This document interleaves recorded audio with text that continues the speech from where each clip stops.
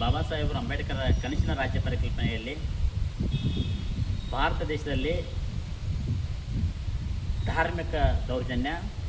ಸಾಮಾಜಿಕ ದೌರ್ಜನ್ಯ, ಜಾತಿ ದೌರ್ಜನ್ಯ, ಶಿಕ್ಷೆಯಿಂದ ನಾವು ಶ್ರೇಷ್ಠ ಅಂತ ಹೇಳಿರುವಂಥ ಈ ದೇಶದಲ್ಲಿ ಕೊಲ್ಲಾಪುರದ ಶಾಹು ಮಹಾರಾಜರವರು, ಸೈಯದ್ ರಾಯ್ ಗಾಯಕ್ವಾಡ್ ಅವರು, ಛತ್ರಪತಿ ಶಿವಾಜಿ ಮಹಾರಾಜವರು, ನಾಲ್ವಡಿ ರಾಜಕೃಷ್ಣರು ಹಾಗೂ ಕಿತ್ತೂರು ರಾಣಿ ಚೆನ್ನಮ್ಮ ಹೀಗೆ ಅನೇಕ ರಾಜ್ಯ ಮನೆತನ ತುಂಬಿರುವಂಥ ಭಾರತ ದೇಶವನ್ನು ಈ ಮನುವಾದಿಗಳು ನಾವು ಶ್ರೇಷ್ಠ ಅಂತ ಹೇಳಿದಾಗ,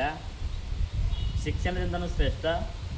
ನಮ್ಮ ಧಾರ್ಮಿಕ ಆಚಾರ್ಯದಿಂದ ನಾವು ಶ್ರೇಷ್ಠ ಅಂತ ಹೇಳಿರುವಂಥ ವಿಚಾರದಲ್ಲಿ ಕೊಲ್ಲಾಪುರದ ಶಾಹು ಮಹಾರಾಜರು, ಗೆಲ್ಲಿಯವರನ್ನ ಸೈಯದ್ ರಾವ್ ಗಾಯಕ್ವಾಡ್ ಅವರು ಈ ದೇಶಕ್ಕೆ ಯಾರಾದರೂ ಸೂಕ್ತ ನಾಯಕ ಅಂತ ಅಂದಾಗ ಬಾಬಾ ಸಾಹೇಬ್ ಅಂಬೇಡ್ಕರ್ ಅವರಿಗೆ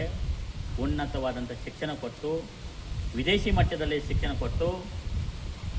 ಬಾಬಾ ಸಾಹೇಬರಿಂದ ಮಾತ್ರ ಈ ದೇಶ ಸುರಕ್ಷಿತವಾಗಿ ಕಟ್ಟಲಿಕ್ಕೆ ಸಾಧ್ಯ ಅಂತ ತಿಳಿದಿರುವಂಥ ಬಾಬಾ ಸಾಹೇಬರು ಈ ದೇಶದಲ್ಲಿ ಯಾರು ರಾಜ್ಯರಾಗಬೇಕಂದ್ರೆ ರಾಜ್ಯವನ್ನು ಆಳಿದಂಥ ರಾಜರು ಜೊತೆಗೆ ಸಾಮಾನ್ಯ ವರ್ಗ ಸಹಿತ ಇಲ್ಲಿ ರಾಜ್ಯರಾಗಬೇಕು ಅನ್ನೋ ಕನಸನ್ನು ಸೈಯದ್ ರಾವ್ ಗಾಯಕ್ವಾಡ್ ಹಾಗೂ ನಾಲ್ವಡಿ ರಾಜಕೃಷ್ಣರಾಜ ಒಡೆಯರು, ಶಾಹು ಮಹಾರಾಜರು ಹಾಗೂ ಜ್ಯೋತಿಬಾ ಫುಲೆ ಸಹಿತ ಕಂಡಂಥ ಕನಸವನ್ನು ಬಾಬಾ ಸಾಹೇಬ್ ಅಂಬೇಡ್ಕರ್ ಅವರು ಈ ದೇಶದಲ್ಲಿರುವಂಥ ಸಾಮಾನ್ಯ ಕೂಲಿ ಕಾರ್ಮಿಕ ವರ್ಗಕ್ಕೂ ಹಾಗೂ ಸಾಮಾನ್ಯ ಪ್ರಜೆಗೂ ಸಹಿತ ಅಂದರೆ ಇಲ್ಲಿ ರಾಜ್ಯನಾಗಬೇಕಂತ ಹೇಳಿ ಬಾಬಾ ಸಾಹೇಬ್ ಅಂಬೇಡ್ಕರ್ ಅವರು ಮತದಾನ ಮೂಲಕ ಈ ದೇಶದಲ್ಲಿ ಮತದಾನೇ ಪ್ರಭು, ಈ ದೇಶದ ಮೂಲ ರಾಜ್ಯನಾಗಬೇಕು ಅನ್ನೋ ವಿಚಾರ ಇಟ್ಕೊಂಡು ಬಾಬಾ ಸಾಹೇಬ್ ಅಂಬೇಡ್ಕರ್ ಅವರು ಪ್ರತಿಯೊಬ್ಬರಿಗೂ ಭಾರತ ದೇಶದಲ್ಲಿರುವಂಥ ವ್ಯಕ್ತಿಗಳಿಗೆ ಮತದಾನ ನೀಡುವ ಮೂಲಕ ಈ ದೇಶದಲ್ಲಿ ರಾಜ್ಯರಾಗಿ ಮಾಡಿರುವಂಥ ಸಂವಿಧಾನವೇ